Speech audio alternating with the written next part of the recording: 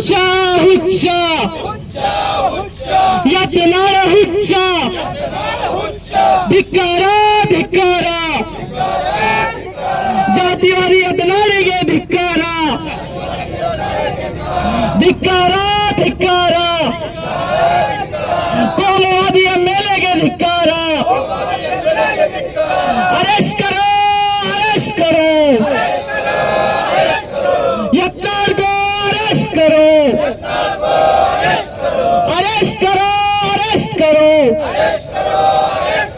जातिवादी यत्नाल को अरेस्ट करो हिंदू मुस्लिम की राजनीति करना बंद करो बंद करो बंद करो नफरत फैलाना बंद करो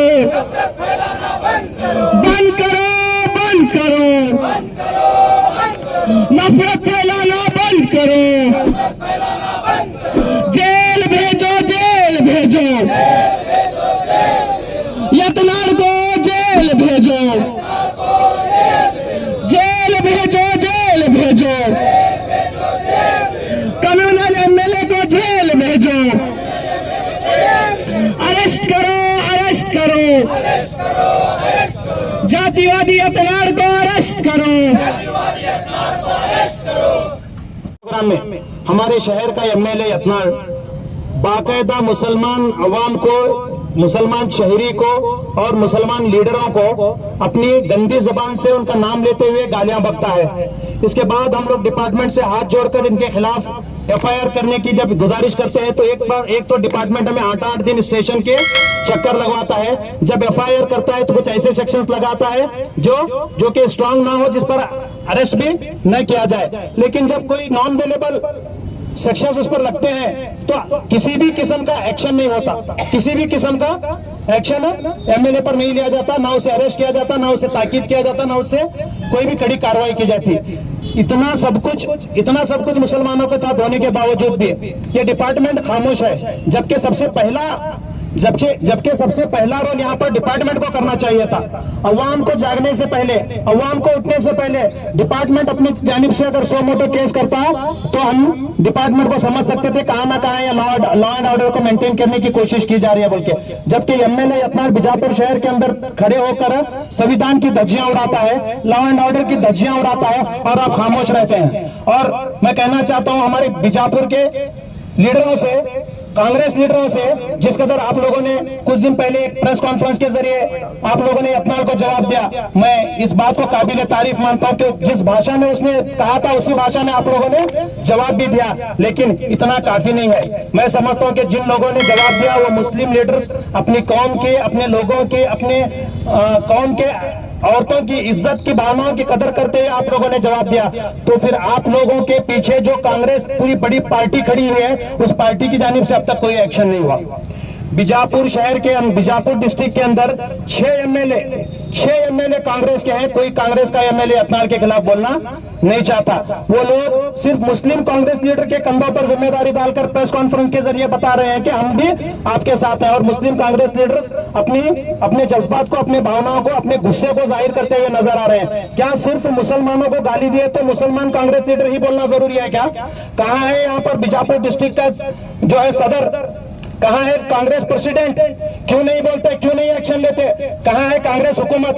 आप लोगों ने 88% जो है हुकूमत, 88% जो है मुसलमान का वोट लेकर इस कर्नाटक के अंदर हुकूमत बिठाई हुई है। जब मुसलमानों को कोई गाली देता है तो आप नहीं बोलते, जब मुसलमानों को कोई बुरा भला बोलता है तो आप नहीं बोलते, जब मुसलमानों की औरतों की इज्जत के ताल्लुक से जब बोला जाता है तो आप नहीं बोलते। लेकिन इलेक्शन के दौरान इन्हीं लीडरों को लेकर, इन्हीं आपके जो है मीडिएटर्स को लेकर आप अवाम में उतरते और मुसलमानों को बहला फुसलाकर आप उनका वोट लेकर जाते हैं, डरा धमका कर वोट ले जाते हैं। बीजेपी का कभी नाम लेते हैं, कभी जेडीएस का नाम लेकर, कभी ऐसे यत्नाल जैसे शैतान लोगों का नाम लेकर आप लोग डराकर वोट हासिल करने में कामयाब होते हैं। यही अवाम के ऊपर जब गालियां बकी जाती हैं, इनके औरतों के ताल्लुक से बुरा भला बोला जाता है तो आप नहीं आते। 6 एमएलए, मैं पूछना चाहता हूँ 6 एमएलए, क्या तुम्हें किसी में ताकत नहीं है यत्नाल से लड़ने की? क्या तुम्हें किसी में ताकत नहीं है यत्नाल को खिलाफ बात करने की? क्या तुम्हें किसी में ताकत नहीं है कि यत्नाल को जबान बंद कराने की? और मैं हुकूमत में बैठे हुए सिद्धरामैया साहब से पूछना चाहता हूं, जब तुम्हारे ऑफिस के बाहर खड़े होकर वो तुम्हें भी गालियां बक रहा है और तुम्हारे हाईकमांड राहुल गांधी को भी गालियां बक रहा है, तब भी तुम अरेस्ट नहीं करते और वो बाहर आकर स्टेटमेंट देता है कि नम भूमि बाजू के एसपी इದ್ರ ಅವ್ರು ನಮ್ಗೆ ಅರೆಸ್ಟ್ ಮಾಡಿಲ್ಲ, ಏನಿಲ್ಲ, ಕೇಸ್ ಐತಿ, ನಾನ್ ಬೆಲೆಬಲ್ ವಾರಂಟ್ ಇದೆ, ಅವ್ರು ಯಾರೇ ಮಾಡ್ತಾರ ಹರ್ಕೋಡ ಅವ್ರ ಅಂತ ಹೇಳಿ खुला बात कर रहा हूं। ये लॉ एंड ऑर्डर की धज्जियां आपके सामने उड़ाई जा रही हैं, आपकी हुकूमत की धज्जियां उड़ाई जा रही हैं, एक कम्युनिटी के जज्बात को ठेस पहुंचाया जा रहा है। ये कांग्रेस हुकूमत खामोश क्यों है? कांग्रेस हुकूमत क्यों एक्शन नहीं लेना चाहती? क्यों कांग्रेस हुकूमत मुसलमानों की परेशानियों को जो है नजरअंदाज कर रही है? और मैं खास तौर पर उस्तुवारी सचिव एमबी पाटिल साहब से कहना चाहता हूं, एक जुमला भी आपने नहीं कहा अखबार के खिलाफ, एक जुमला भी, जिन्होंने मुसलमान को इस तरह गाली दी, मुसलमान की औरतों को बुला, लेकिन आपने एक जुमला भी खिलाफ बोलना मुनासिब नहीं समझा। इससे हमें साफ जाहिर होता है कि आपकी मिली, ये कांग्रेस और बीजेपी नहीं है बल्कि मिली जुली सरकार है। ये कांग्रेस और बीजेपी नहीं है, कर्नाटक के अंदर ये मिली जुली सरकार बैठी हुई है, जिसकी वजह से दोनों का मकसद सिर्फ और सिर्फ मुसलमान को टारगेट करना है। एक को मुसलमान को डराना है, दूसरा मुसलमान का वोट लेना चाहता है। मैं और खास तौर से हमारे शहर के एमएलए यत्नाळ साहब से कहना चाहता हूं, एमएलए यत्नाळ साहब ನಿಮ್ಗೊಂದು ಮಾತು ಈ ಮಾಧ್ಯಮ ಕಡೆಯಿಂದ ಕೇಳಬೇಕಂತ ಮಾಡೀನಿ, ನಿಮ್ಗೆ ಮುಸುಲ್ರು ಕೂಡ ಬಾಳ ಶಿಟ್, ಮುಸುಲ್ರ ಮ್ಯಾಗ ಬಾಳ ಶಿಟ್, ಮುಸುಲ್ರ ಮ್ಯಾಗ ನಿಮ್ಗ ಬಾಳ ಆ ನಮೂನೆ ನೀವು ಏನು ತೋರಿಸ್ತಿರಲ್ಲ ಸ್ಟೇಜ್ ಮ್ಯಾಗ ನಿಂತ ಅಷ್ಟು ಶಿಟ್ ಇದ್ದವ್ರು ನೀವು ಮುಸುಲ್ರು ಕೂಡ ದಂಧೆ ಮಾಡ್ತೀರಿ, ಮುಸುಲ್ರು ಕೂಡ ಬಿಸ್ನೆಸ್ ನಾಗ ಪಾರ್ಟ್ನರ್ ಇದ್ರಿ ಗೊತ್ತೈತೇನ? ನಿಮ್ ವೇದಿಕೆ ಕೆಳಗೆ ನಿಂತವ್ರದು ಮ್ಯಾಗ ಕೂತಾರ್ದು ಎಲ್ಲಾರು ಗೊತ್ತೈತಿ, ಕೆಳಗೆ ನಿಂತವ್ರಿಗೆ ಯಾರಿಗೂ ಗೊತ್ತಿಲ್ಲ, ಅವ್ರು ಹುಚ್ಚಗತ್ಲೆ ಚಪಾಳಿ ಹೊಡ್ಕೊಂಡ್ ನಿಂದಿರ್ತಾರಲ್ಲ, ನಿಮ್ ಮಾತಿಗೆ ಹುಚ್ಚಗತ್ಲೆ ಚಪಾಳಿ ಹೊಡ್ಕೊಂಡ್ ನಿಂದಿರ್ತಾರ। ಇದೇ ಸಿಟಿ ಬ್ಯಾಂಕ್ನಾಗ ನಿಮ್ ಮಂದಿಕ್ಕಿಂತ ಹೆಚ್ಚಿಗೆ ನಮ್ಮ ಮಂದಿ ಅಕೌಂಟ್ ಐತಲ್ಲ, ನಿಮ್ ಮಂದಿಕ್ಕಿಂತ ನಮ್ಮ ಮಂದಿದ ಹೆಚ್ಚಿಗೆ ಅಕೌಂಟ್ ಐತಿ, ಅಲ್ಲಿಂದ ಅವ್ರ ಕಡೆ ಸಿಗುವುದು ಪ್ರಾಫಿಟ್, ಬಡ್ಡಿ ಮಾತ್ರ ತಗೋತೀರಿ, ಅವ್ರ ಕಡೆ ಅವ್ರು ಕೂಡ ಬಿಸ್ನೆಸ್ ಕೂಡ ಮಾಡ್ತೀರಿ, ಮತ್ತೆ ಒಳಗಿಂದ ಒಳಗೆ ನೀವು ಮುಸಲ್ಮಾನ ದೊಡ್ಡ ಲೀಡರ್ಸ್ ಕೂಡ ಕಾಂಟ್ಯಾಕ್ಟ್ ಮೇಲೆ ಇಟ್ಟಿದ್ರಿ, ಆದ್ರೆ ವೇದಿಕೆ ಮೇಲೆ ನಿಂತು ಈ ಬಿಜಾಪುರ ಜನತೆಗೆ ಹುಚ್ಚು ಮಾಡೋ ಸಲುವಾಗಿ ನೀವು ಮುಸಲ್ಮಾನ್ಗೂ ಬೈತೀರಿ। ಮುಸಲ್ಮಾನ್ ಕೂಡ ನಿಮ್ಗೆ ಹಿಟ್ಟು ಸಿಟ್ಟಿದ್ರ ಒಂದು ಮಾತು ಕೇಳ್ತೀನಿ, 2014ನಾಗ ಯಾವಾಗ ಸೆಂಟ್ರಲ್ ಬಿಜೆಪಿ ಗವರ್ಮೆಂಟ್ ಬಂದಿತ್ತು ಆ ಟೈಮ್ ಅಲ್ಲಿ ನೀವು ಒಂದು ರ್ಯಾಲಿ ಮಾಡಿದ್ರಿ ಬಿಜಾಪುರ್ನಾಗ, ನಿಮ್ ಮೇಲೆ ಕೇಸ್ ಆಯ್ತು, ಓಡ್ ಹೋದ್ರಿ, ನಿಮ್ಗೆ ಓಡಿಸ್ಕೊಂಡು ಇಲ್ಲಿ ತಗೊಂಡು ಹೋಗೋದ ಯಾರ? ನಿಮ್ ಡ್ರೈವರ್ ಯಾರಿದ್ದ? ಅವ ಒಬ್ಬ ಮುಸಲ್ಮಾನ, ನಿಮ್ಗೆ ಆಟ ಮುಸಲ್ಮಾನ್ ಮ್ಯಾಗ ಸಿಟ್ಟಿದ್ರ ಮುಸಲ್ಮಾನ್ ಕೂಡ ಯಾಕೆ ಓಡ್ ಹೋಗಿರಿ ಬೆಳಗಾವ್ದ? ನೀವು ಎಲ್ಲ ಸಿಕ್ಕಿರ್ ಗೊತ್ತೈತೇನೆ ಬೆಳಗಾವ್ದಾಗ? ಬೆಳಗಾವದಿಂದ ನಿಮ್ಗೆ ಪೊಲೀಸ್ ಹಿಡ್ಕೊಂಡ್ ಬಂದ್ರ ನೀವು ಯಾಕೆ ಓಡ್ ಹೋಗಿದ್ರಿ ಮುಸಲ್ಮಾನ್ ಕೂಡ? ಅವಾಗ ಡ್ರೈವರ್ ಹೇಳ್ತಿರತ್ತ ನೀವು, ನಿಮ್ ಮಂದಿ ಬಾಳ ನಿಯತ್ತಿನ ಕೆಲಸ ಮಾಡ್ತಾರಪ್ಪ, ನಿಮ್ಮ ದೇರಿಗೆ ಯಾರು ಕೊಡಂಗಿಲ್ಲ, ಅದರ ಸಂಬಂಧ ನಾನು ನೀವು ಕರೆದಿದ್ದೀನಿ, ಇವ್ರು ಒಳಗಿನ ಮಾತು ನೋಡ್ರಿ ಹಂಗ ಬೆಂಗಳೂರದಾಗ ಅಸೆಂಬ್ಲಿದಾಗ ಕಣ್ಣು ಮುಚ್ಚಿ ಬೇವಸಾಯದಾಗ ನಾಟಕ ಮಾಡಿದ್ರಿ ನೀವು, ದವಾಖಾನೆ ಸೇರಿಸಿದ್ರು ನಿಮ್ಗೆ ಒಯ್ದು, ಅಲ್ಲಿ ನಿಮ್ ಟ್ರೀಟ್ಮೆಂಟ್ ಕೊಟ್ಟಿದ್ದವ ಯಾರ? ಅವ ಒಬ್ಬ ಮುಸಲ್ಮಾನ್ ಡಾಕ್ಟರ್, ನಿಮ್ಗೆ ಅಟ್ಟ ಸಿಟ್ಟಿದ್ರಪ್ಪ ಅಂತಂದ್ರ ಆ ಮುಸಲ್ಮಾನ್ ಡಾಕ್ಟರ್ ಕಡೆಯಿಂದ ಯಾಕೆ ಟ್ರೀಟ್ಮೆಂಟ್ ತಗೊಂಡ್ರಿ ನೀವು? ಅವು ಹೇಳ್ಬೇಕಾಗಿತ್ತು, ನೀವು ನನ್ನ ಟ್ರೀಟ್ಮೆಂಟ್ ಮಾಡ್ಬಾರ್ದು, ನಾ ಸತ್ರ ಸಾಯದಾಗತ್ತೀನಿ ಹೇಳ್ಬೇಕಾಗಿತ್ತು। ಜೀವ ಹೊಂಟೈತಂದ್ರೆ ಮುಸಲ್ಮಾನ್ ಬೇಕಾ?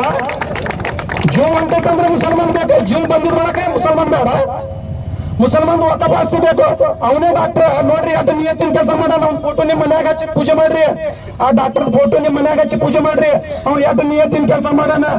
ಟ್ರೀಟ್ಮೆಂಟ್ ಕೊಡುವತ್ನಾಗ ಚುಚ್ಚೋದ್ ಇಂಜೆಕ್ಷನ್ ಬಿಟ್ಟು ಮತ್ತೆ ಯಾವ್ದು ಇಂಜೆಕ್ಷನ್ ಚೂಸ್ತಿತ್ತಂದ್ರ ಇವತ್ತು ನಿಮ್ಮ ಓಂ ನಮಃ ಶಿವಾಯನೇ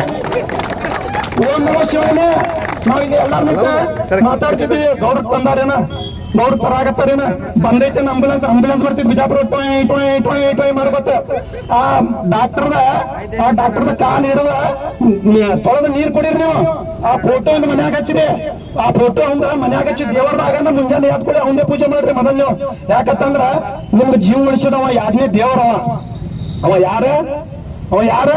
ಒಂದು ಮುಸಲ್ಮಾನ, ಅವ ಒಂದ ಮುಸಲ್ಮಾನ। ನಿಮ್ಗೆ ವಿಚಾರ ಮಾಡ್ಬೇಕು, ನೀವು ಇಲ್ಲಿ ಬಿಜಾಪುರದಲ್ಲಿ ಇನ್ಕಮ್ ತಿಂತೀರಿ, ನೀವು ಬಹಳಷ್ಟು ದಂಧೆ ನಿಮ್ಮ ಮುಸಲ್ಮಾನ್ ಕೂಡ ಪಾರ್ಟ್ನರ್ ಆಗಿರ್ ನೀವು, ಆದ್ರೆ ಬಿಜಾಪುರ ಹಿಂದೂ ಮಂದಿಗೆ ಕೆಲವೊಂದು ಹಿಂದೂ ಜನರಿಗೆ ಹುಚ್ಚು ಮಾಡಾಕತ್ತೀರಿ ನೀವು। ನಾ ಆ ಜನರಿಗೆ ಹೇಳ್ಬೇಕಂತ ಮಾಡೀನಿ, ಆ ಜನರನ್ನು ಕೆಳಗೆ ನಿಂತವ್ರು ನೀವು ವಿಚಾರ ಮಾಡ್ರಿ, ಯಾವ ಮಾತಿಗೆ ಜೋಶ್ ಮ್ಯಾಕ್ ಬಂದು ನೀವೇನ್ ಚಪ್ಪಾಳಿ ಹೊಡಿತಿರ್ಲಾ, ಆ ವೇದಿಕೆ ಮೇಲೆ ಕೂತವ್ರದ್ದು ಮಂದಿಗಳು ನೋಡ್ರಿ ಹಂಗದ, ಎಲ್ಲಾರು ಬಂಗ್ಲೆದಾಗ ಇರ್ತಾರ, ಬಂಗ್ಲೆದಾಗ ನೀವು ನಿಂತವ್ರದ್ದು ಮನ್ಯಾಗ ಬಾಡಿಗೆ ಮನ್ಯಾಗ ಅದೀರಿ ನೀವು ವಿಚಾರ ಮಾಡ್ರಿ, ಅವ್ರ ಮಾತನಾಗ ನೀವು ಸಿಗ್ ಬಿಡ್ಬೇಡ್ರಿ। ಇದೇ ವಕಫ್ ವಿರೋಧಿ ಮಾಡಕ್ ಅವ್ರ ಮಕ್ಕಳು ಯಾಕೆ ಮುಂದೆ ಬಂದಿಲ್ಲ? ನೀವು ಹೇಳಿದ್ರಲ್ಲ, ನಮ್ಮ ಇಬ್ರು ಹುಡುಗರು ಇಬ್ರು ಬಹಳ ಶಾಣೆ ಅದಾರ, ಒಬ್ರು ಅಮೆರಿಕಾದಾಗ ಒಬ್ಬರು ಲಂಡನ್ದಾಗ ಅದ, ಶಾಣೆ ಹುಡುಗರು ಇರ್ಬೇಕಂದ್ರ ಅಮೆರಿಕಾದಾಗ ಒಬ್ಬ ಲಂಡನ್ದಾಗ ನಿಮ್ ಹುಡುಗ, ನಮ್ಮ ಸಾಮಾನ್ಯ ಜನರು, ನಮ್ಮ ಹಿಂದೂ ದೋಸ್ತರು, ನಮ್ಮ ಹಿಂದೂ ಬಾಂಧವರು ನಿಮ್ ಕೂಡ ಇಲ್ಲಿ ವಕಫ್ ವಿರೋಧಿ ಮಾಡಿ ಅವ್ರು ಹೋಗಿ ಜೈಲ್ನಾಗ ಬೀಳ್ಬೇಕು, ಕಾನೂನು ವಿರೋಧಿ ಮಾಡಿ ಹೋಗಿ ಜೈಲ್ನಾಗ ಬೀಳ್ಬೇಕು, ಆ ಸಂವಿಧಾನದ ವಿರೋಧಿ ಮಾಡಿ ಹೋಗಿ ಜೈಲ್ನಾಗ ಬೀಳ್ಬೇಕು। ರಾಜಕೀಯ ಸಲುವಾಗಿ ನೀವೇನ್ ಮಾಡಾಕತ್ತಿರಲ್ಲ ಇದು ನಮ್ಗೆ ಎಲ್ಲ ಗೊತ್ತದ. ಯಾಕಂದ್ರೆ 2014 ಮೊದಲು ನೀವು JDS ದಾಗಿದ್ದಾಗ ನಾನು ನೋಡಿ, ನೀವೇ ಮೊನ್ನೆ ಛತ್ರಪತಿ ಶಿವಾಜಿ ಸರ್ಕಲ್ ನಾಗ ಹೇಳಿರಲ್ಲ, ಛತ್ರಪತಿ ಶಿವಾಜಿ ಮಹಾರಾಜದ ಉಪಕಾರ ನಮ್ಮ ಮೇಲೆ ಐತಿ, ಇರ್ಲಿಕ್ಕಂದ್ರ ನಾ ಇವತ್ತು ಬಶೀರ್ ಅಹಮದ್ ಪಟೇಲ್ ಯತ್ನಾಳ್ ಇರ್ತಿದ್ನ ಅಂತ ಹೇಳಿರಲ್ಲ. ನೀವು ಬಶೀರ್ ಅಹಮದ್ ಯತ್ನಾಳ್ ಇದ್ರಿ JDS ಇದ್ದಾಗ, ಬಶೀರ್ ಅಹಮದ್ ಪಟೇಲ್ ಯತ್ನಾಳ್ ಇದ್ರಿ, ಮತ್ ನಿಮ್ ಮಗ್ಗಲ್ಕೇನ್ ಕೂತಿದ್ದಲ್ಲ ಅವ ಸುಳಿಬಾಯಿ, ಅವ ಸುಲೇಮಾನ್ ಇದ್ದ, ಅವ್ನು ಗೊತ್ತಿಲ್ಲ. ಅವ ಸುಲೇಮಾನ್ ಇದ್ದ, ಯಾಕಂತಂದ್ರ ಅವ್ರಿಗೆ 1500 ವರ್ಷದ ಹಿಂದೆ ಅಟ್ಟೆ ಇತಿಹಾಸ ಗೊತ್ತದ, ಆದ್ರೆ ಹಿಂದಿನ ಇತಿಹಾಸ ಗೊತ್ತಿಲ್ಲ. ಹೇಳ್ತೀನಿ ಕೇಳ, ಇಲ್ಲಿ ಹೇಳ್ತೀನಿ ಕೇಳಿ, ನಿಮ್ಗೆ ಇತಿಹಾಸ ಏನೈತೆ ಅನ್ನೋದು. ನಮ್ಮ 1,24,000 ಪೈಗಂಬರ್ಗಳು ಈ ಜಗತ್ತಿನಲ್ಲಿ ಬಂದಿದ್ದಾರೆ. ಅದರಲ್ಲಿ ಲಾಸ್ಟ್ ಪೈಗಂಬರ್ ನಮ್ಮ ಮೊಹಮ್ಮದ್ ಸಲ್ಲಲ್ಲಾಹು ಅಲೈಹಿ ವಸಲ್ಲಂ. ಅವ್ರದ್ದು ಕೂಡ ಅಟ್ಟೆ ನಿಮ್ಗೆ ಇತಿಹಾಸ ಗೊತ್ತದ. ಮೊಹಮ್ಮದ್ ಸಲ್ಲಲ್ಲಾಹು ಅಲೈಹಿ ವಸಲ್ಲಂ ಅಪ್ಪವ್ರದ ಹೆಸರು ಗೊತ್ತೈತೇನ? ಅಬ್ದುಲ್ಲಾ. ಅವ್ರ ಕಾಕಾ ಅವ್ರದ ಹೆಸರ ಅಬೂ ತಾಲಿಬ್. ಅವ್ರ ಮುತ್ತೆ ಅವ್ರದ ಹೆಸರ ಅಬ್ದುಲ್ ಮುತಾಲಿಬ್. ಇವರೆಲ್ಲ ಮುಸ್ಲಿಮ್ರಲ್ಲ. ಏನ್ ಅಲ್ಲಿ ಯಾವ್ದಾರ ಸುಲಿಬಾಯಿ ಇದ್ದೇನ? ಏನ್ ಬಸವನಗೌಡ ಇದ್ದ? ಎಲ್ಲಿ ಏನ್ ಕೇಳಾಕ್ ಬರ್ತಿದ್ದಿಲ್ಲ. ಎಲ್ಲ ಏನಿದು ಮುಸಲ್ರೆ. ಈ ಜಗತ್ತಿನಾಗ ಬಂದಿದ್ದವರು ನಮ್ಮ ಬಾಬಾ ಅವ್ರಿಗೆ ಅವರು ಬಾಬಾ ಆದಮ್ ಅವ್ರು ಬಂದಿದ್ದಾರೆ. ಆದಮ್ ಅಲೈಹಿ ಸಲಾಂ. ನಾವು ನೀವು ಎಲ್ಲಾರು ಬಾಬಾ ಆದಮ್ ಅಲೈಹಿ ಸಲಾಂ ಅವನಾದ. ನೀವು ಏನ್ ಹೇಳಿದ್ರಲ್ಲ, ನಾವು ಶಿವಾಜಿ ಮಹಾರಾಜ್ ಅವ್ರ ಕರ್ತವ್ಯ ನಮಗೆ ಆಗ್ತಿದ್ದಿಲ್ಲ ಅಂತಂದ್ರ ನಾವು ಬಶೀರ್ ಅಹಮದ್ ಇರ್ತಿದ್ದೇಳಿ. ನೀವು ಇದ್ದಿದ್ದೆ ಬಶೀರ್ ಅಹಮದೇ. ನೀವು ಕನ್ವರ್ಟ್ ಆಗಿ ಬಸವನಗೌಡರಾಗಿರಿ. ಇದು ಮಾತು ಗೊತ್ತಿರ್ಬೇಕು ನಿಮ್ಗೆ. ನೀವು ಏನಾರ ಎದಿಕೆನಾಗಿ ಹುಟ್ಟ 4 ಮಂದಿ ಖುಷಿ ಮಾಡ್ಕೋತ, ಕೆಳಗಿನವ್ರು ಖುಷಿ ಮಾಡ್ಕೋತ ನೀವು ಮಾತಾಡಿದ್ರೆ ಎಲ್ಲಾರು ಒಪ್ಪಂಗಿಲ್ಲ. ನೀವು ಬುದ್ಧಿಗೇಡು ಮಂದಿಗೆ ಹುಚ್ಚು ಮಾಡಬಹುದು, ಬುದ್ಧಿಗೇಡು ಮಂದಿಗೆ ಹುಚ್ಚು ಮಾಡಬಹುದು. ಆದ್ರೆ ಎಲ್ಲಾ ಜನ ಬಿಜಾಪುರ ಜನತೆಗೆ ಹುಚ್ಚು ಮಾಡಕ್ ಸಾಧ್ಯ ಇಲ್ಲ. ಮತ್ತೆ ನಿಮ್ದೇನು ಎಜೆಂಡಾ ಇಟ್ಕೊಂಡು ಅಂತಿಲ್ಲ ನೀವು. ಈ ಬಿಜಾಪುರದ ಪವಿತ್ರ ಭೂಮಿ, ಸೂಫಿ ಸಂತರ ಭೂಮಿ, ಈ ಭೂಮಿಯ ಮೇಲೆ ರಕ್ತವನ್ನು ನೋಡ್ಬೇಕಂತ ಹೇಳಿ ನಿಮ್ದೇನು ಕೆಟ್ಟ ವಿಚಾರವನ್ನು ಇದಾವಲ್ಲ, ಈ ವಿಚಾರಕ್ಕೆ ಯಾವತ್ತೂ ನಾವು ಬಿಜಾಪುರ ಜನತೆ ಯಾವತ್ತೂ ಸಾಧ್ಯ ಆಗಕ್ ಕೊಡಂಗಿಲ್ಲ. ನೆನಪಿಡ್ರಿ, ಈ ವಿಚಾರಿಗೆ ನಾವು ಬಿಜಾಪುರ ಜನತೆ ಯಾವತ್ತೂ ಸಾಧ್ಯ ಆಗಕ ಕೊಡೋದಿಲ್ಲ. ನಿಮ್ದು ಇದು ಕೆಟ್ಟ ವಿಚಾರ ತಗೊಂಡೇ ಸಾಯ್ಬೇಕು. ನೀವು ಕೆಟ್ಟ ವಿಚಾರ ತಗೊಂಡೇ ಸೀದಾ ಇಲ್ಲಿಂದ ಜನ್ನತ್ಗೆ. ಇಲ್ಲಿ ಮಾತ್ರ ನಿಮ್ದು ವಿಚಾರ ಇಂಪ್ಲಿಮೆಂಟ್ ಆಗಾಕ ಈ ಬಿಜಾಪುರ ಜನತೆ ಬಿಡೋದಿಲ್ಲ. ಮತ್ತೆ ಇನ್ನೊಂದು ಮಾತು, ನಾ ಪೊಲೀಸ್ ಡಿಪಾರ್ಟ್ಮೆಂಟ್ ದವರಿಗೆ ಇರ್ತೀನಿ. ನಮ್ ಹೊಸ SP ಸಾಹೇಬ್ರು ಬಂದಾರ ಬಿಜಾಪುರ್ಗೆ. ಫಸ್ಟ್ ಅಂತಂದ್ರೆ ಅವ್ರನ್ನ ನಾ ಇಸ್ತಕ್ಬಾಲ್ ಮಾಡ್ತೀನಿ. ಮತ್ತೆ 2ನೇ ಮಾತು ಏನಂತಂದ್ರೆ ನಿನ್ನೆ ಅವ್ರು ಒಂದು ಪ್ರೆಸ್ ಕಾನ್ಫರೆನ್ಸ್ ಮಾಡಿದ್ರು ಕ್ರಿಮಿನಲ್ಸ್ ಬಗ್ಗೆ ತಾವೊಂದು ಪ್ರೆಸ್ ಕಾನ್ಫರೆನ್ಸ್ ಮಾಡಿದ್ರು. ಪ್ರೆಸ್ ಕಾನ್ಫರೆನ್ಸ್ ಅಲ್ಲಿ ನಿಮ್ಮ ಮಾತನ್ನು ಬಹಳ ನನ್ಗ ಕೇಳಿ ಬಹಳ ಚಲೋ ಅನಿಸ್ತು ನನಗೆ ಮಾತು. ಆ ಕ್ರಿಮಿನಲ್ಸ್ ಬಗ್ಗೆ ಮಾಡಿರಲ್ಲ, ಆ ಬಿಜಾಪುರ್ನಲ್ಲಿ ನಮ್ಮ ಎಲ್ಲಾರ್ಕಿಂತ ದೊಡ್ಡ ಕ್ರಿಮಿನಲ್ ಅಂತಂದ್ರೆ ನಮ್ಮ MLA ಬಸವನಗೌಡ ಯತ್ನಾಳ್. ಮೊದಲ ಅವನಿಗೆ ಹತ್ರಿ ಬಿಜಾಪುರ್ನಾಗ ಶಾಂತಿ ಇರ್ತೈತಿ. ಮೊದಲ ಅವನಿಗೆ ಹತ್ರಿ ಬಿಜಾಪುರ್ನಾಗ ಶಾಂತಿ ಇರ್ತೈತಿ. ಮತ್ತ ಅವನ ಮೇಲೆ ಏನೋ ಆಕ್ಷನ್ ಮಾಡ್ಲಿಲ್ಲಪ್ಪ, ಮತ್ ಇವ ಮುಂದೆ ಹಂಗೆ ವೈಕೋತ್ ನಿಂತ ಯಾವ್ದ್ರ ವೇದಿಕೆ ಮೇಲೆ ಅಂತಂದ್ರೆ ಈ ಬಿಜಾಪುರ ಜನ ಇವತ್ತು ಬಂದಿದವ್ರು ಬಹಳ ಕಡಿಮೆ ಮಂದಿ ಬಂದಾರ. ನಾವು ಇಡೀ ಬಿಜಾಪುರನ ಗೋಳೆ ಮಾಡಿಸೋದಂತ ಕೆಪಾಸಿಟಿ ನಂಬಲ್ಲ ಅದ. ಆ ಇಡೀ ಬಿಜಾಪುರ ಜನತೆಗೆ ತಗೊಂಡು ನಾವು SP ಆಫೀಸ್ ಕೂಡ ಗೆರವ್ ಮಾಡ್ತೀವಿ. ನೆನಪಿಡ್ಬೇಕಾಗುತ್ತೆ. ಡಿಪಾರ್ಟ್ಮೆಂಟ್ ಅವ್ರಿಗೆ ನಾವು ಕೈ ಜೋಡಿಸಿ ವಿನಂತಿ ಮಾಡ್ತೀವಿ. DC ಸಾಹೇಬರಿಗೆ ಕೈ ಜೋಡಿಸಿ ವಿನಂತಿ ಮಾಡ್ತೀವಿ. ಈ ಬಿಜಾಪುರ ಸೂಫಿ ಸಂತರ ಒಂದು ಶಾಂತವಾಗಿ ಇಟ್ಟಿದೆ ಅಂದ ಸಿಟಿ ಇದೆ. ಇದು ಹ್ಯಾಂಗಿದೆ ಹಂಗೆ ಇರ್ಬೇಕು. ಇಂಥ ಒಂದು ಹರಕನಾಲಿದವರು ಯಾರು ಬಂದ ಈ ಬಿಜಾಪುರ ವಾತಾವರಣ ಕೆಡಿಸಬಾರ್ದು. ಆದ್ರೆ ಅದ್ರ ಮ್ಯಾಗ ನೀವು ಲಾ ಅಂಡ್ ಆರ್ಡರ್ ಸ್ಟ್ರಿಕ್ಟ್ ಆಗಿ ಮೇಂಟೈನ್ ಮಾಡ್ಬೇಕು ಅಂತ ಒಂದು ವಿनंती। और मैं साथ ही साथ यहाँ पर आए हुए तमाम अवाम का शुक्रिया अदा करता हूँ और पुलिस डिपार्टमेंट जिन्होंने हमें एक सिक्योरिटी दिया और इनका भी मैं शुक्रिया अदा करता हूँ। और मैं सबसे अहम बात आप लोगों को बताना चाहता हूँ, सुनी बेली स्टेज पर खड़ा होकर एक बात बोला, सुनी बेली स्टेज पर खड़ा होकर एक बात बोला कि हम उपकार से आप लोगों को इस देश में रखे हुए हैं वरना आपको भी देश से भगा सकते हैं। अरे तुम्हारे बाप अंग्रेज हमें नहीं भगा सके तो तू क्या भगाएगा हमें? तुम्हारे बाप अंग्रेज हमें नहीं भगा सके तो तू क्या भगाएगा? ये सबूत है हमारे पास, ये ताम्रपाटा है। मेरे दादा इस देश की आजादी के लिए लड़े थे और तेरे जैसे कई कुत्तों को इन्होंने भगाया, तेरे जैसे कई कुत्तों को इन्होंने भगाया। अगर ऐसा कोई ताम्रपाटा उस दौर की हुकूमत की जानिब से जो दिया गया था 1947 में श्रीमती इंदिरा गांधी की जानिब से, ये मेरे दादा वली अहमद दराक्षी को दिया गया था। तो अगर ऐसा कोई ताम्रपाटा अगर तेरे पास भी है तो मैं चैलेंज करता हूं तुझे कि मीडिया के जरिए बता। मुझे मालूम है अगर तेरे पास कोई चीज है तो सिर्फ और सिर्फ सावरकर का जो है माफीनामा, इसके अलावा कुछ नहीं है। याद रख, ये हमारे देशभक्ति का सबूत है। हमारे बाप दादा, हमारे आबा अजदाद, मुसलमानों के बाप दादा ने आजादी के लिए अपने सर भी कटाए हैं। और मेरे दादा जो है 6 महीने का जो है काला पानी भी जो है बर्दाश्त कर चुके हैं, तब जाकर इस देश को आजादी मिली। तू नहीं, तेरे बाप को हम लोग इस देश से निकाल चुके हैं, तो तेरे पैर उखाड़ने के लिए देर नहीं लगेगी। और याद रख हमारी बात को, हम जब हम मुसलमान खामोश है तो ये हमारी इंसानियत है, वरना तुम्हारे बाप को नहीं सुनने वाले लोग हैं हम, तुझे क्या सुनेंगे आप। बरकातो। आज का हमारा जो ये प्रोटेस्ट करने का मकसद, आज का हमारा यहाँ जो जमने का मकसद है, 15 अक्टूबर को हमारा बीजापुर का कम्युनल एमएलए, एक जातिवादी एमएलए, एक हुच्चा एमएलए जो मुसलमानों के खिलाफ नफरत फैलाने का काम करता है और जो इस मुल्क की और बीजापुर शहर की अमन और शांति को खत्म करने की बात करता है, ऐसे यत्नाड़ के खिलाफ आज हम लोग, वो यत्नाड़ जो कॉन्स्टिट्यूशन की हिफाजत नहीं करता, जो बाबा साहब अंबेडकर की संविधान की इज्जत नहीं करता, ऐसे कम्युनल एमएलए, ऐसे जातिवादी एमएलए के बारे में आज हम यहाँ प्रोटेस्ट करने के लिए यहाँ पर जमा हुए हैं। हम हुकूमत से मुतालबा करते हैं कि यत्नाड़ को अरेस्ट करें और मैं मिस्टर यत्नाड़ से कहता हूं कि वो एक प्रेस कॉन्फ्रेंस के जरिए मुसलमान औरतों से माफी मांगे, मुसलमान औरतों से माफी मांगे और यहाँ पर रहने वाले तमाम मुसलमानों से यत्नाड़ माफी मांगे और राहुल गांधी से माफी मांगे और सीएम सिद्धरामैया से माफी मांगे और बीजेड जमीर अहमद के उनसे भी माफी मांगे और दिनेश गुंडूराव की पत्नी तबस्सुम जी से उनसे भी माफी मांगे और ना जाने कितने लोगों की यत्नाड़ आज तक अपमान कर चुका है। उन तमाम लोगों से बसवनगौड़ा पाटिल यत्नाड़ जो एक कम्युनल एमएलए है, जो एक दहशतगर्दी यहाँ पर फैलाने की कोशिश कर रहा है, जो यहाँ दंगे भड़काने की कोशिश कर रहा है, मैं उसे डिमांड करता हूँ कि वो माफी मांगे और मैं हुकूमत से मुतालबा करता हूँ कि उसे अरेस्ट किया जाए। As per the supreme court guidelines के हिसाब से जो भी नफरत अंगेज तकरीर करता है, जो भी नफरत अंगेज भाषण देता है, उसे सुप्रीम कोर्ट का एक ये दिया, डिपार्टमेंट को एक अथॉरिटी दी है कि उसे वहां पर इमीडिएटली सो मोटो केस करके उसे अरेस्ट किया जाए।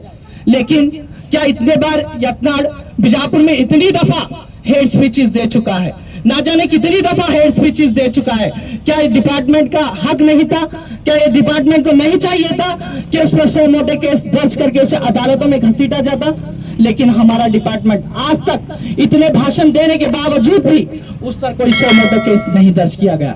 लेकिन जब कोई एक मुसलमान एक स्पीच करता है, जो अपने राइट के बारे में हाथ मांगता है, तो उसके बारे में सो मोटो केस दर्ज करने के लिए आपको याद आता है। लेकिन जब ऐसे लोग जो नफरत फैलाने का काम करते हैं, जब ऐसे लोग स्पीच करते हैं, तो आपको उनके ऊपर सो मोटो केस करना याद नहीं आता।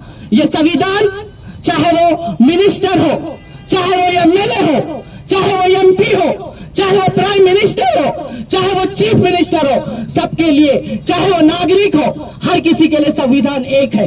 हर किसी के पर, जब आम नागरिक के ऊपर तुम केस दर्ज कर सकते हो, तो मिस्टर यत्नाड़ के नाम पर भी आपको केस दर्ज करना होगा, उसे जेल में डालना होगा।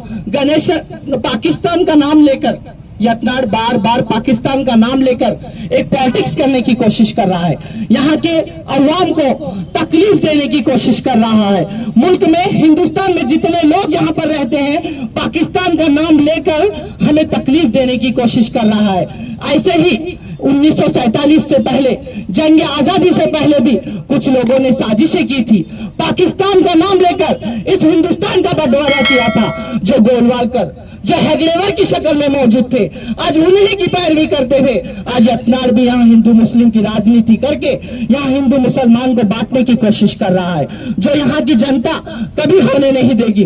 गणेश विसर्जन के मौके पर जब तुझे चाहिए था कि वहाँ गणेश जी के बारे में बात करें, लेकिन वहाँ गणेश विसर्जन के मौके पर तू जाकर वहाँ टीपू सुल्तान रहमतुल्लाह अलैह के बारे में बुरी बुरी बातें करता है, टीपू सुल्तान रहमतुल्लाह अलैह को गालियां देता है, टीपू सुल्तान की शान में गुस्ताखी करने की कोशिश करता है और टीपू सुल्तान की हिस्ट्री को गलत बयान करता है। मैं तुझसे कहना चाहता हूं मिस्टर यत्नाड़, ये बात याद रख ले, मिस्टर यत्नाड़ तू ये बात याद रख ले, अगर जंग आजादी के फ्रीडम फाइटर में अगर किसी का नाम लिया जाता है तो शेर मैसूर, वो मर्द मुजाहिद टीपू सुल्तान रहमतुल्लाह अलैह का नाम है।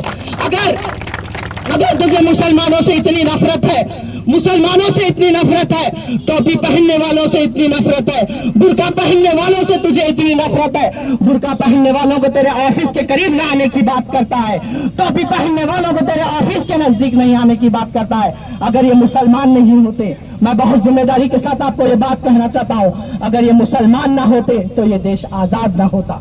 अगर ये मुसलमान ना होते, ये टोपी पहनने वाले, ये झुब्बा पहनने वाले, ये मदारिस में पढ़ने वाले बच्चे अगर आज हिंदुस्तान में मौजूद नहीं होते तो ये हिंदुस्तान हमें आजाद नहीं होता। जिस देश में तू एक आजादी के साथ रहकर एक आजाद जिंदगी जी रहा है, तुझे एहसान मानना चाहिए मुसलमानों का।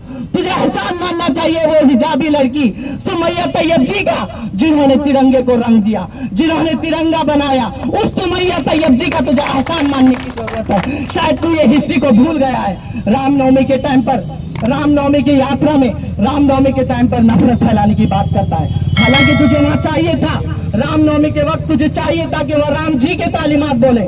वहाँ हिंदू महासभा, हिंदू का प्रोग्राम है, तो तुझे चाहिए कि वहाँ हिंदू के बारे में बात करे, हिंदू मजहब की अच्छाइयां बयान करे, राम जी के तालीमात बयान करे। लेकिन तू वहां जाकर भी उन अपने धर्म की बात नहीं करता है। तू वहां जाकर भी मुसलमानों का प्रचार करता है। तू वहां जाकर भी टीपू सुल्तान का प्रचार करता है। तू वहां जाकर मुसलमानों का प्रचार करता है। तुझे चाहिए कि तू वहां जाकर राम जी के तालीमात लोगों को बताए। और सिद्धेश्वर गुड़ी के जात्रे के मौके पर, सिद्धेश्वर गुड़ी का जात्रा जो बीजापुर में बहुत मशहूर है, सिद्धेश्वर एक बहुत बड़ी हस्ती थी। मैं सिद्धेश्वर जी के बारे में एक बात कहना चाहता हूं। एक बहुत बड़ी हस्तियत जो जिन्होंने 68,000 वचने लिखे, 68,000 वचना उन्होंने लिखा है। आज तक मैंने यत्नार को नहीं देखा कि वो सिद्धेश्वर गुड़ी में कभी किसी का एक वचन बोलते हुए, सिद्धेश्वर का एक भी वचन उसने नहीं बांटा, बल्कि उसे चाहिए था कि वो सिद्धेश्वर जी को फॉलो करते हुए वो वहां जो यात्रा होता है वहाँ मुसलमानों की दुकानों पर लगाने पर पाबंदी की बात करता है। मुसलमानों की दुकान वहां पर ना लगाई जाए, यत्नार कहता है। क्या वो वक्त भूल गया यत्नार? क्या तू जब मुसलमानों के घरों में बिरयानी खाता था, क्या वो वक्त भूल गया जब टोपी पहनकर तू हमारी ईदगाह में नमाज पढ़ता था? क्या वो वक्त भूल गया जब टीपू सुल्तान की जयंती में, हमारी जयंती में तू शामिल हुआ करता था? आज तेरे ख्यालात बदल गए। अब तू पॉलिटिक्स के लिए मुसलमानों को निशाने पर रख गया।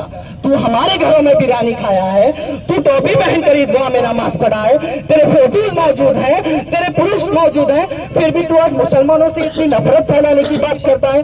दशहरे के मौके पर, दशहरे के मौके, पहली बात मैं यत्नार को बोलता हूं कि तू पॉलिटिकल लीडर बनने से पहले, कोई भी इंसान हो, एक पॉलिटिकल लीडर बनने से पहले उसे एक अच्छा इंसान बनने की जरूरत है। किसी का मजहब रहने, कोई भी मजहब रहने, पहले अच्छा इंसान बनने की दावत देता है। यत्नार से मैं गुजारिश करता हूँ, तू पॉलिटिशियन बाद में है, तुझे पहले अच्छा इंसान बनने की जरूरत है, ताकि तुझे चले जाने के बाद दुनिया तुझे याद करे, तेरी अच्छाइयों को देखकर तुझे याद किया जाए। लेकिन जब तेरी ऐसा होती है तो तुझे याद नहीं किया जाएगा। यत्नार दशहरे के मौके पर राम ने रावण का खात्मा किस तरह किया वो बोलना चाहिए था। झूठ पर सच्चाई की जीत कैसे ली वो बोलना चाहिए था। लेकिन तू वहां भी जाकर मुसलमानों के खिलाफ नफरत फैलाने का काम करता है। बसवन्ना की सरजमी पर, सूफिया लोगों की सरजमी पर रहकर बसवन्ना की तालीमात पर अमल करना तू भूल गया। शायद तू बसवन्ना की हिस्ट्री को पढ़ता तो आज शायद ये कम्युनल बातें नहीं करता। शायद तू बसवन्ना की हिस्ट्री को जानता तो तेरे ऐसे जातिवादी भाषण नहीं होते। यत्नार 26 मई 2014 को तू क्या भूल गया? 26 मई 2014 को एक होटल में जाकर छुप कर बैठा था, तुझे याद नहीं है? 26 मई 2014 को दंगे भड़काने के जुर्म में एक होटल में इस पुलिस डिपार्टमेंट से खौफजदा होकर छुप कर बैठा था, तुझे वहां से उठा कर लाया था। क्या वही हिस्ट्री को फिर से दोहराने की बात करता है? क्या फिर से तुझे उठाना होगा तेरे घर से? तू कहां छुपता है वहां से? देख, यत्नार जो नफरत फैलाने की कोशिश कर रहा है, ये बीजापुर शहर वो औलिया का शहर है, ये हिस्टोरिकल प्लेस है, यहाँ किसी की नफरत नहीं चलती। यहाँ आपस में मुसलमान और हिंदू आपस में भाई भाई हैं, इनमें फूट डालने की कोशिश ना कर मिस्टर यत्नार। जवाहरलाल नेहरू और गांधी जी के बारे में इल्जामात लगाता है अपने भाषण में। यत्नार जवाहरलाल नेहरू और गांधी जी पर इल्जामात लगाता है। गांधी जी ने इस देश की आजादी के लिए संघर्ष किया है, गांधी जी ने इस देश की आजादी के लिए संघर्ष किया है, टीपू सुल्तान ने इस देश की आजादी के लिए संघर्ष किया है। शायद तेरे कोई भी मुत्या ने भी इस देश के लिए लड़ा नहीं होगा। तू कह रहा था स्पीच में मुत्या ने मुत्या, तेरा मुत्या भी इस देश के लिए आजादी से नहीं लड़ा। हाँ, मैं ये गर्व के साथ कह सकता हूँ, मैं आज फख्र के साथ कह सकता हूँ, मेरे मुत्या ने इस देश की आजादी के लिए लड़ा है। जा गेट वे ऑफ इंडिया पे देख, हजारों मुसलमानों के नाम वहां पर मिलेंगे। आज मुसलमानों की हिस्ट्री को बदलने की कोशिश कर रहा है। मैं पूछना चाहता हूँ, राहुल गांधी को गालियां दे रहा है, सीएम सिद्धरामैया साहब को गालियां दे रहा है, लेकिन ये हुकूमत क्या कर रही है? मैं पूछना चाहता हूं सिद्धरामैया की सरकार से, ये हुकूमत क्या कर रही है? जब 88% मुसलमानों ने तुम्हें वोट देकर तुम्हारी सरकार बनाई, आज तुम वही मुसलमानों को, जब ये हथियार मुसलमानों की औरतों को गालियां देता है, मुसलमानों को गालियां देता है, टीपू सुल्तान को गालियां देता है, तो तुम अरेस्ट नहीं कर सकते? हमारे होम मिनिस्टर परमेश्वर साहब क्या कर रहे हैं? हमारे चीफ मिनिस्टर सिद्धरामैया साहब क्या कर रहे हैं? क्यों अब तक उसे अरेस्ट नहीं किया गया? आखिर क्या वजह है जो यत्नार को इतनी खुली आजादी से भाषण बोलने की इजाजत दी जा रही है? मुसलमानों को अरेस्ट किया जा रहा है, यत्नार को छोड़ दिया जा रहा है। 5 बार यत्नार के खिलाफ 5 बार नॉन बेलेबल वारंट आया है। कितनी बार? 5 बार नॉन बेलेबल वारंट आया। अब तक यत्नार को कितनी बार तुमने जेल में लेकर गए? मैं यहाँ के डिपार्टमेंट अगर मौजूद है तो मैं डिपार्टमेंट से भी सवाल पूछना चाहता हूँ, यत्नार को आप कब जेल में लेकर गए? अगर वही बातें अगर कोई मुसलमान कहता तो आप उसे इमीडिएटली जेल लेकर, भले ही मुसलमानों के वो अखलाक नहीं है, मुसलमानों की वो तालीमात नहीं है, वो किसी के धर्म को बुरा भला नहीं कहते, मुसलमानों की ये शान नहीं है कि वो किसी के धर्म के बारे में बुरे अल्फाज कहें। मुसलमानों के जितने भी प्रोग्राम्स होते हैं वो अपने मजहब के बारे में वहां पर बात करते हैं, किसी और मजहब का वहां पर चर्चा नहीं करते। और मिस्टर यत्नार के जो भाषण में, यहाँ बीजापुर में बहुत सारे हिंदू भाई हैं और बहनें हैं, क्रिश्चियंस हैं, बहुत सारे मुसलमान हैं, जो यत्नार के जहां भी भाषण हो रहे हैं, मैं खासकर हाथ जोड़कर ये तमाम लोगों से विनती करता हूं कि यत्नार जहां स्पीच कर रहा है वैसे प्रोग्राम्स में अपने बच्चों को ना भेजें, क्योंकि इनके बच्चे बन रहे हैं डॉक्टर, इनके बच्चे बन रहे हैं ऑफिसर्स, इनके बच्चे बन रहे हैं इंजीनियर। वहां जाकर जय बीआरपी, जय यत्नार, जय बसवनगौड़ा पाटिल बोलने वालों के बच्चे बन रहे हैं सेंटरिंग के मिस्त्री, उनके बच्चे बन रहे हैं किसी के कपड़ों की दुकान में काम कर रहे हैं, रोडों पर कूली का काम कर रहे हैं। ये यंग जनरेशन की पूरा फ्यूचर को खराब, तबाह बर्बाद करने का काम कर रही है ये बीजेपी सरकार। बीजेपी के जितने भी प्रोग्राम्स कहीं पर भी हो, मैं आप सबसे गुजारिश करता हूं ऐसे प्रोग्राम्स में अपने बच्चों को ना भेजें, क्योंकि आपके बच्चे हमारे हिंदुस्तान का मुस्तकबिल है। ये लोग आपके बच्चों का मुस्तकबिल खराब कर रहे हैं। और बीजापुर में और एक हरामखोर भी आया था, बीजापुर में 15 अक्टूबर